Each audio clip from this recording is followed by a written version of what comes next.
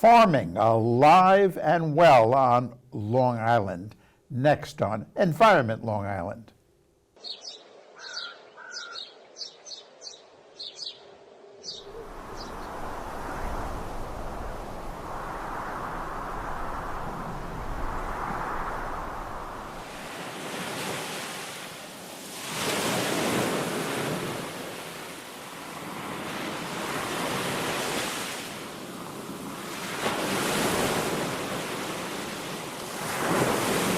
Welcome to Environment Long Island. I'm Karl Grossman with Rob Carpenter, who is the Administrative Director of the Long Island Farm Bureau. The program's title, Farming Alive and Well on Long Island, and indeed it is, Rob, isn't it? It is, and thank you very much for having me today. A pleasure, and thank you very much for having all these farms that still thrive on Long Island.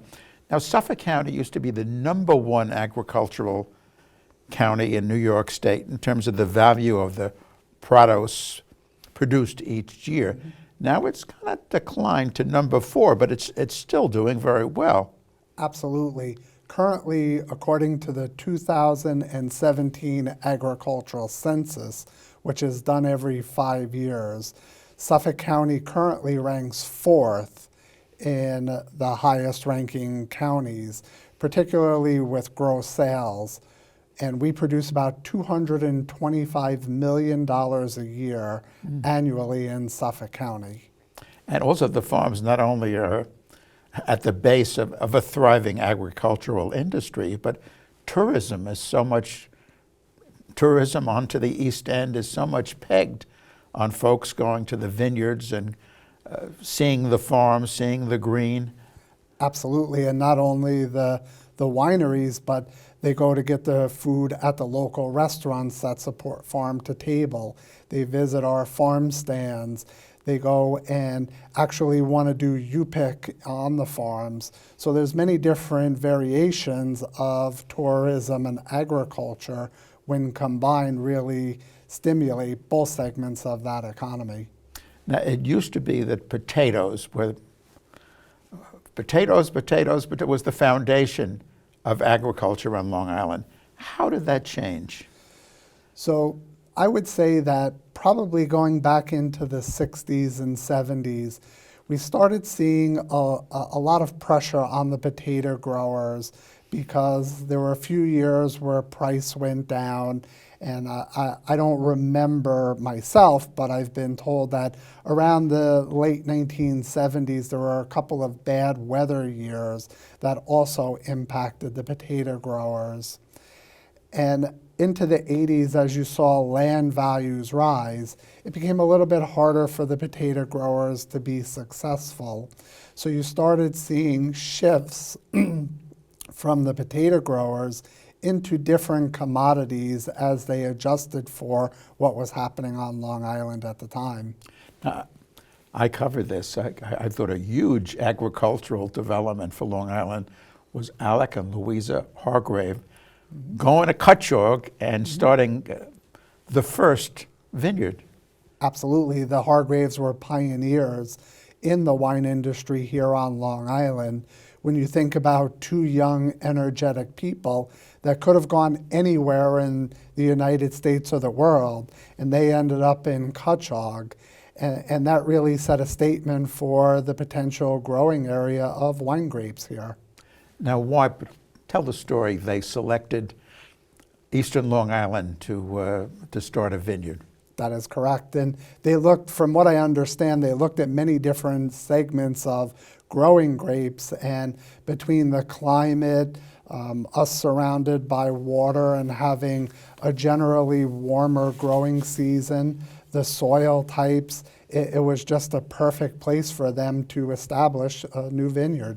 And indeed, they worked with John Wickham, who was, he's passed now, but he was a lion of farmers on Long Island. He had a farm in Cutchogue that went back centuries. In fact, his son Tom now has that farm. But he experimented with a lot of fruits, and he also had this notion of growing grapes. And what Mr. Wickham used to call the maritime climate That's of correct. eastern Long Island. And he was these two young Hargraves who were very into wine. Apparently they traveled around Europe, as the story goes, and they loved to sample wine, and they thought of creating their own vineyard. And they with John Wickham's help, Yep. they select eastern Long Island as a place for a vineyard. And now, how many vineyards are there? Oh, off the top of my head, I'd say we're up between 50 and 60 wineries with additional vineyards to help support that by just growing grapes to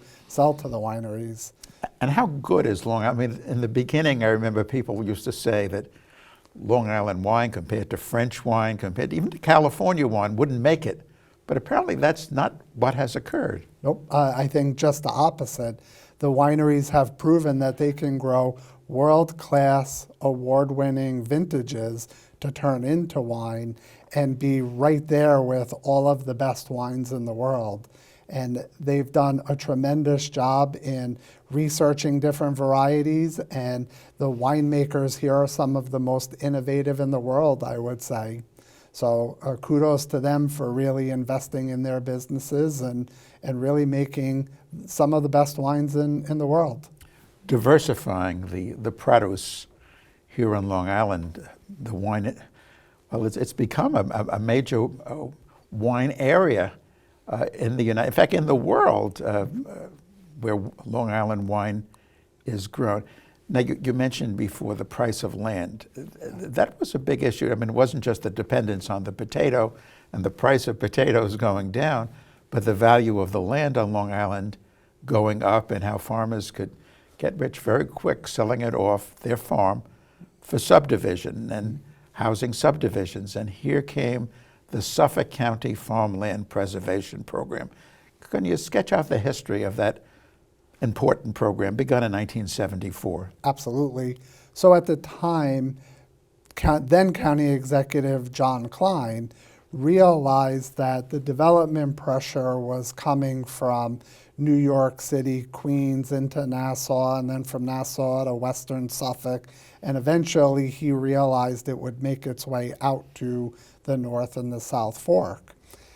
So one of the mechanisms that he looked at after consulting with the farm community and others was to figure out a way to preserve the farmland for many reasons. Obviously, to keep our farmers growing, as you say, to keep the economy in production, but as well to limit suburban sprawl out here on the East End. So with the help of many people, John and the farm community developed the very first farmland preservation program in the United States. And that program is still going strong today, having preserved about 11,000 acres on a county level and about 10,000 more with individual town programs. Now, John told me the story and he grew up in what was rural Smithtown in the 1940s and 50s. And he told me the story of flying in a helicopter over western Suffolk County and seeing the sprawl that had enveloped so much of what he knew, Yep. and then seeing green on the East End. And his thinking was, well, how are we going to save that green?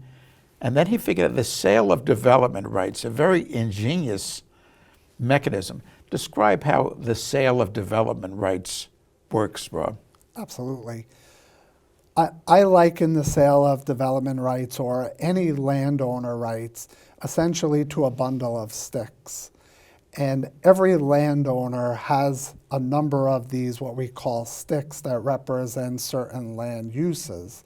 Obviously, the most important and valuable land use is the right to build a house or to build commercially on your property.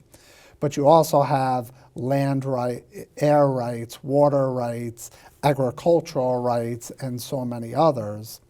So John devised a way to say, let's take the most valuable right of a piece of land, which is the ability to put a single-family house on there, and we'll buy that right from the farmer and give him cash considerations for that, essentially neutralizing the land to what its remaining purpose would be, which is agricultural use.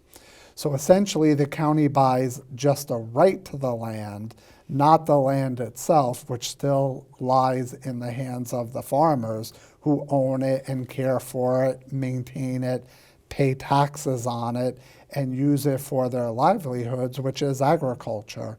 So at that point, it was a win-win for the residents of the county, for the farmers, and for the government, and a situation that still works very well today.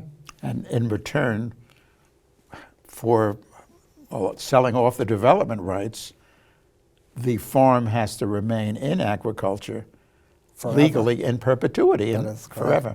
Yep.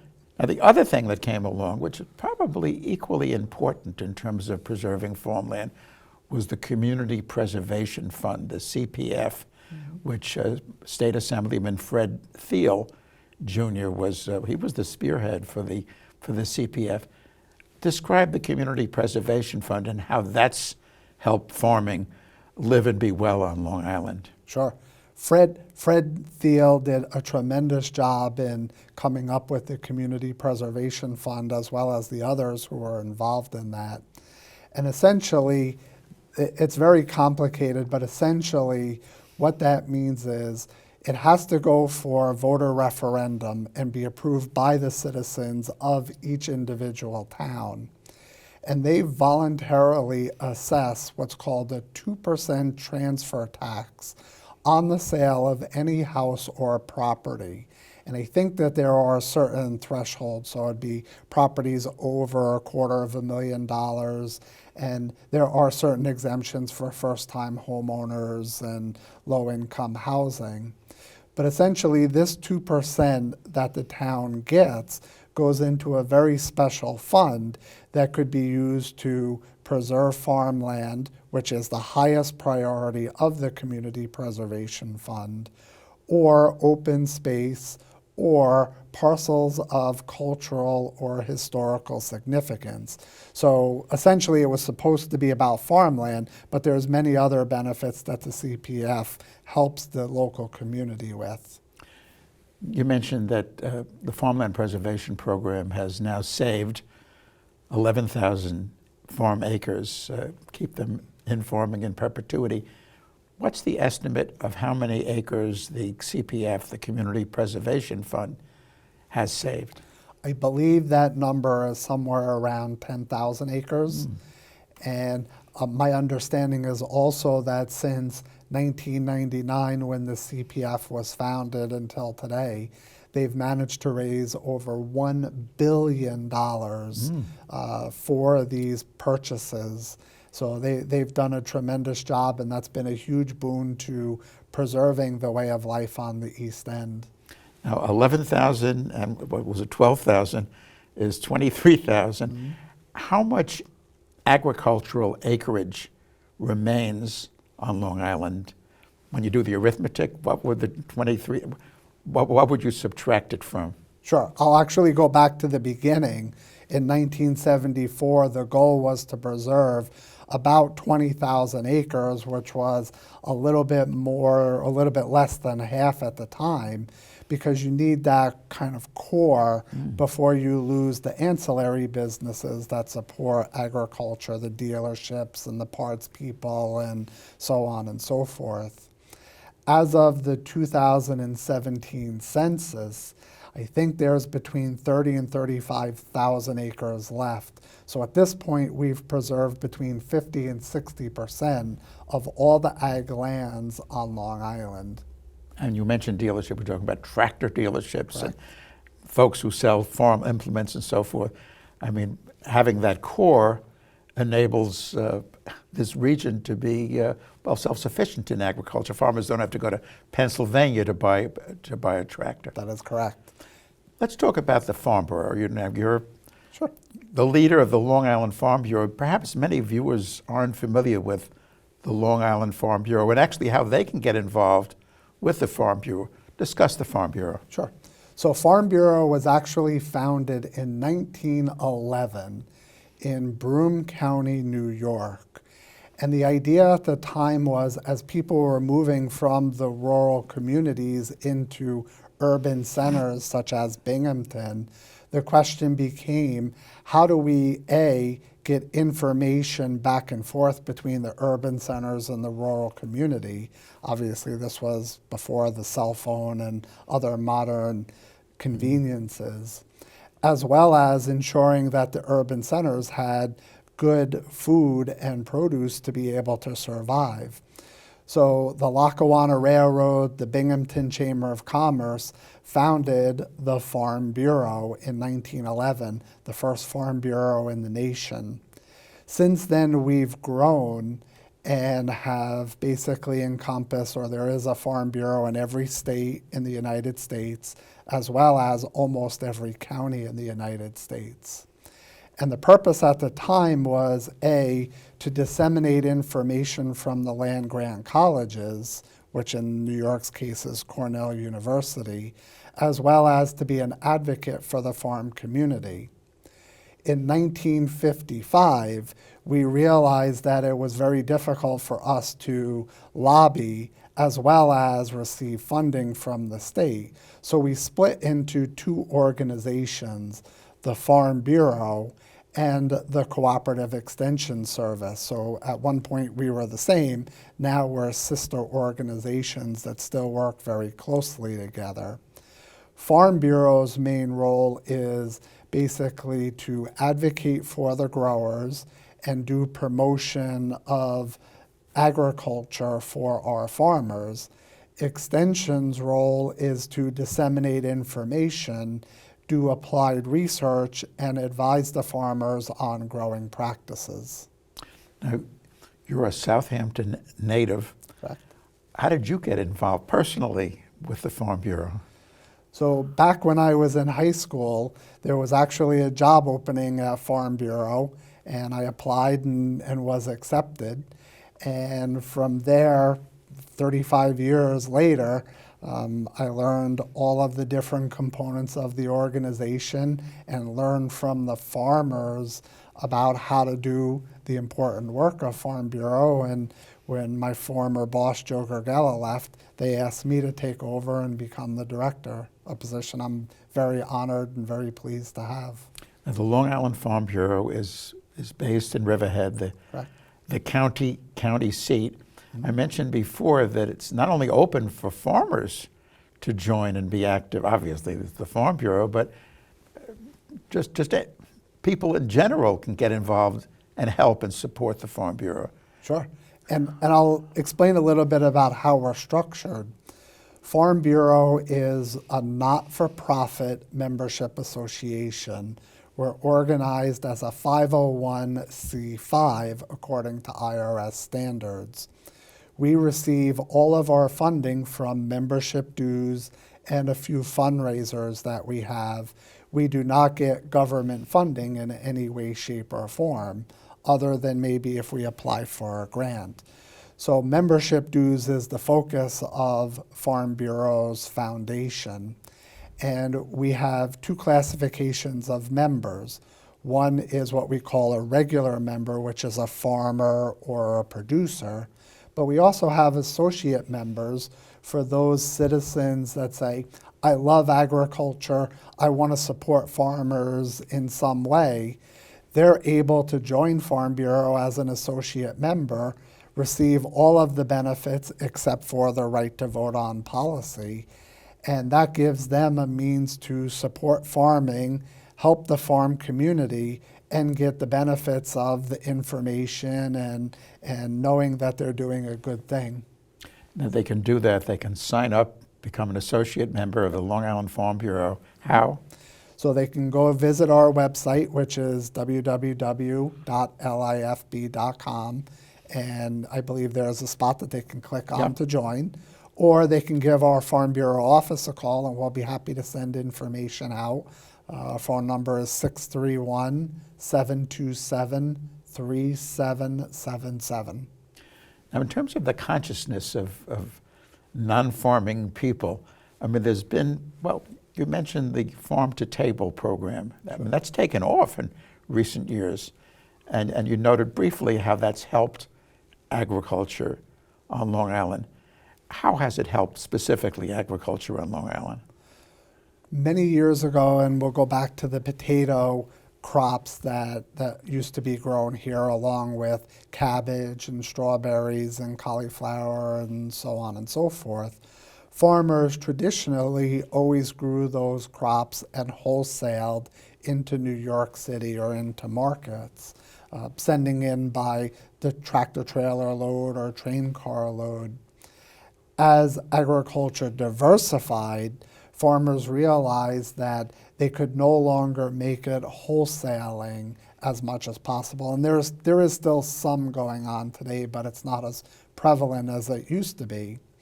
So farmers have diversified into very specialty crops, many of which are bought by our local restaurants for the uniqueness or quality of the produce, which enables our citizens to go to local restaurants and support the farm-to-table movement, or go to local farm stands and farmers markets and buy direct from the farmer, which allows the farmer to get a little bit of a better price and to keep more of the profit because they're not necessarily dealing with a middleman. So that has economically helped the farmers. Farm stands, they've been around, but I don't think in the number they're around today for years. Farmers markets, though, that's new on Long Island. I mean, we have them at Riverhead as a farmers market. Sag Harbor has a great, utterly great farm. I mean, they're all over the place. That must have been a big boon, the development, the entry of farmers markets into the agricultural scene. No question that it's helped us as another tool for farmers to find a venue for their product. Many of the farmers markets are generally done in the off-season. For example, the Riverhead is a winter market, as well as I know there's one in Greenport. Some do go year-round where you don't maybe necessarily have a prevalence of local farmers stands, but by and large, the farmers markets, particularly the ones in New York City and in Western Suffolk, have added another market and another component for the farmers. Also, we've not spoken about something stressed actually when the Farmland Preservation Program began. John Klein used to speak, and others advocating it, that if there was no agricultural industry on Long Island and you wanted a tomato or you wanted some other, it would have to be brought in by truck from somewhere. Having agricultural products grown here eliminates that need for transportation of the produce from far away. I mean, makes it fresher. I mean, it's also win-win, you know? Absolutely. In my mind, there's nothing that can compare to a local tomato off the vine, or especially our local sweet corn in season. 4th of July weekend, once that first sweet corn hits, that's a big hit for the local consumer between taste and freshness, as opposed to something that's grown to be transported here, which is usually picked before it's ripened and doesn't have the flavor of a local produce that's grown here. Now, further, there's a geological aspect to the richness of the Long Island agricultural scene for centuries, and that's the land itself. Yep. That here was this rich soil, and the glaciers came down from New England, dumped on whatever Long Island consisted of at that point. So the soil, I think there's 32 grades of soil in the world, and Long Island has like number 1 and number 2. Bridgehampton loam evidently I remember taking a trip to Iowa and looking at that rich, dark earth. Yeah. But in fact, Bridgehampton loam is an equivalent, if not better in many respects, because we also have, on the South Fork, we have the moisture from the ocean providing irrigation. So speak on the geology, how Long Island is so well suited for growing produce.